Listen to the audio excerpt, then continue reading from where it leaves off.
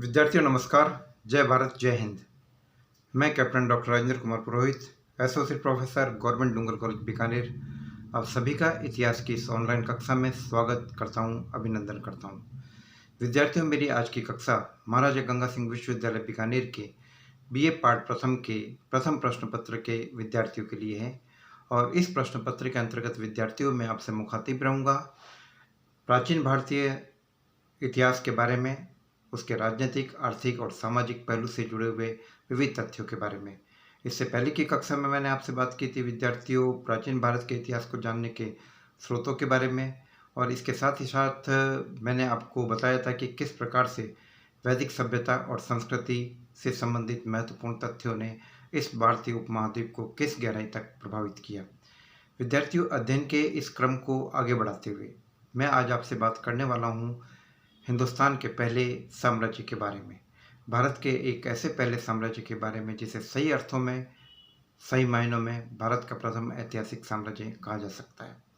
विद्यार्थियों, यह केवल साम्राज्य ही नहीं था, बल्कि यह आर्यों के राजनीतिक जीवन और उनके विस्तार की एक चरम पराकाष्ठा का एक रूप भी था।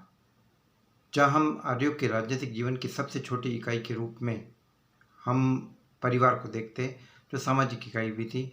परिवार के बाद उसके ऊपर कुल हुआ करते थे, कुल के ऊपर होते थे ग्राम होते थे, ग्राम के ऊपर विश्व होते थे, जन होते थे, जनपद होते थे और महाजनपद होते थे। तो विद्यार्थियों, छठी शताब्दी ईसा पूर्व का समय विविध प्रकार के परिवर्तनों के लिए जाना जाता है और वही एक परिवर्तन राजनीतिक क्षेत्र में भी हो रहा है। हम ये देख रहे हैं कि छोटे छोटे जनपद एकत्रित होकर एक विशाल महाजनपद का स्वरूप धारण करते जा रहे हैं और हम छठी शताब्दी ईसा पूर्व में हिंदुस्तान में कुल मिलाकर 16 बड़े बड़े महाजनपद देखते हैं।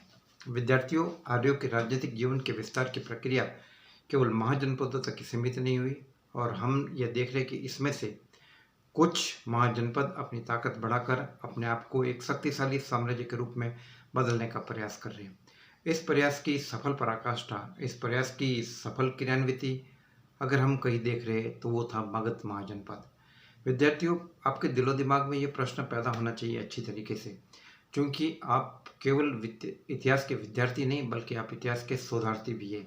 तो आपके दिमाग में ये प्रश्न पैदा होना चाहिए कि आखिर मगध ही क्यों, आखिर मगध ही एक शक्तिशाली साम्राज्य के रूप में उभर कर सामने क्यों आया। इस चैप्टर के अंतर्गत विद्यार्थियों मैं आपसे बात करूंगा rise of the Magadha up to the Nandas, यानी नंद शासकों तक मगध साम्राज्य के उत्थान की प्रक्रिया और किस प्रकार से मगध एक महाजनपद से साम्राज्य बना और किस प्रकार से कौन कौन से कारक उसके विस्तार की प्रक्रिया के लिए जिम्मेदार रहे। इन सभी बातों का मैं अपने इस चैप्टर के अंतर्गत इसको कुछ भागों में डिवाइड करते हुए, विभाजित करते हुए आपको समझाऊंगा। तो विद्यार्थियों, आपके दिमाग में इतिहास के शोधार्थी होने के नाते ये प्रश्न पैदा होना चाहिए कि मगध ही क्यों मगध एक शक्तिशाली साम्राज्य के रूप में उभर कर सामने आया, क्यों नहीं बाकी महाजनपद ऐसा कर पाए।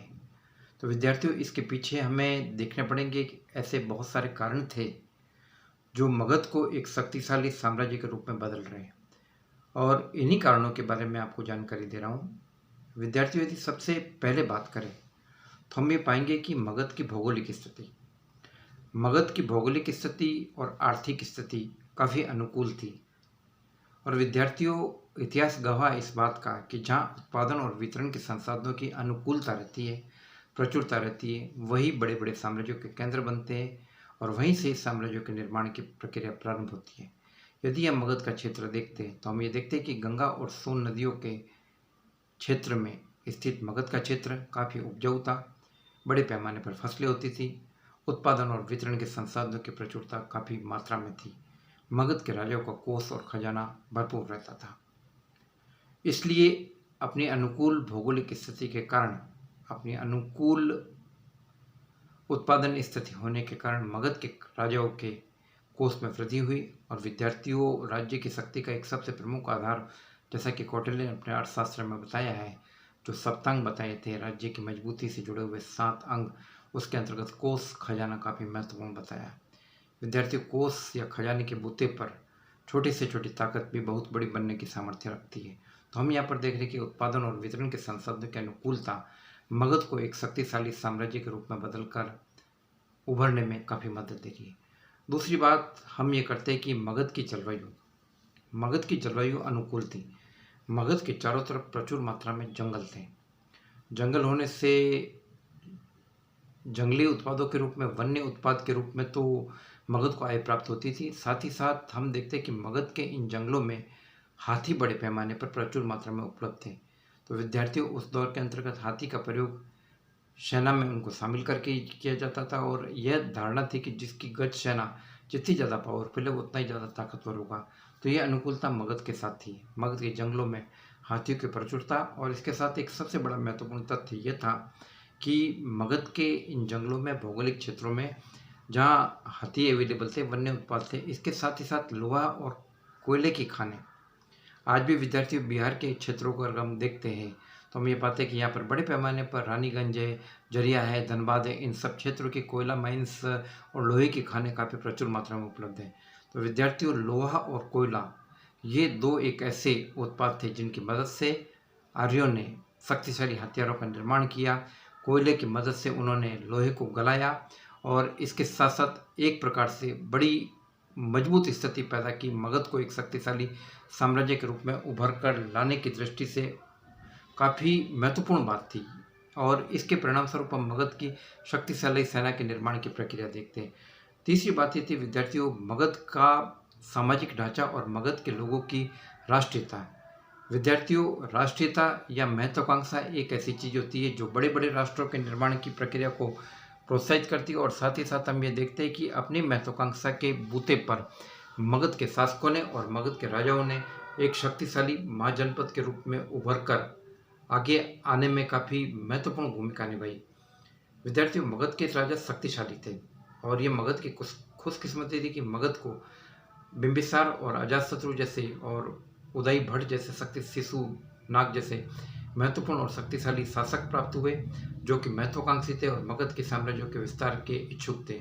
और साथ ही साथ हम देखते हैं कि चरम पराकाष्ठा तो उस समय होती जब शक्तिशाली नंद और नंदों का प्रारंभिक शासक महापद्मनंद, जो काफ़ी शक्तिशाली शासक माना जाता था और कहा जाता है कि इन्हीं नंदों की ताकत से भयभीत होकर अंतिम शासक धनानंद, जिसको यूनानी साहित्य में अग्रमीज कहा गया, उसकी ताकत से भयभीत होकर सिकंदर की सेनाओं ने भी आगे बढ़ने से इनकार कर दिया। तो मगध के शक्तिशाली शासक मगध के साम्राज्य के विस्तार के लिए और मगध को एक साम्राज्य के रूप में बदलने के लिए जिम्मेदार रहे। तो विद्यार्थी, उस महत्वाकांक्षा और मगध के शासकों की शक्तिशाली शासकों की प्रचुर महत्वाकांक्षा मगध को आगे ले जाने की दृष्टि से काफ़ी एक महत्वपूर्ण कदम साबित हुई। और एक और विद्यार्थियों महत्वपूर्ण तथ्य ये है कि जिसने कि मगध की सीमाओं को बढ़ाने में मदद दी, मगध का सामाजिक ढांचा। विद्यार्थियों, मगध को हम एक ऐसी स्टेट के रूप में उभर कर देखते हैं जहाँ के नागरिकों ने अपनी जाति को, अपने वर्ण को, अपने धर्म को राष्ट्र के सामने कौन माना और उनका यह मानना था कि हमारी जाति, हमारी धर्म और हमारे वर्ण के बंधन बाद में है। सबसे पहले है राष्ट्र को या राज्य को आगे बढ़ाने का संकल्प।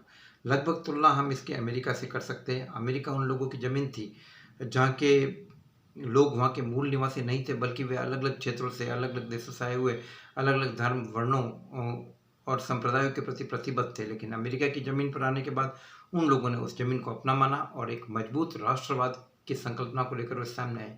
तो बिल्कुल लगभग उसी प्रकार का मिलता जुलता ढांचा हम मगध में भी देख रहे हैं।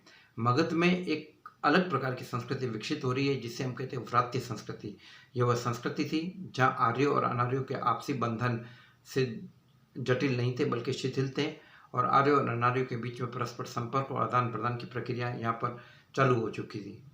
और जैसे कि हम वैदिक साहित्य में, ब्राह्मण ग्रंथों में भी इस बात की जानकारी देखते हैं।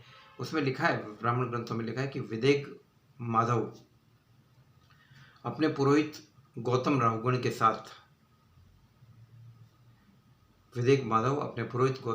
के साथ उस क्षेत्र में पहुंचा जहां आधुनिक सदानीरा और गंडक नदियां बहती है, लेकिन वहां पर अग्नि जो उनके साथ था, ठीक है ना, गौतम राहुगण के साथ अग्नि भी था, लेकिन कहा गया कि अग्नि यहाँ के जंगलों को जला नहीं सका। कहने का मतलब ये कि आर्य यहाँ पर पूरी तरीके से विजय प्राप्त नहीं कर सके और यहाँ पर आर्यों और अनार्यों के बीच में, आर्यों और अनार्य जनजातियों के बीच में एक प्रकार का समझौता हुआ और दोनों जातियों ने सह अस्तित्व की भावना को बरकरार रखते हुए मगध के अंदर इन क्षेत्रों के अंतर्गत रहना स्वीकार किया।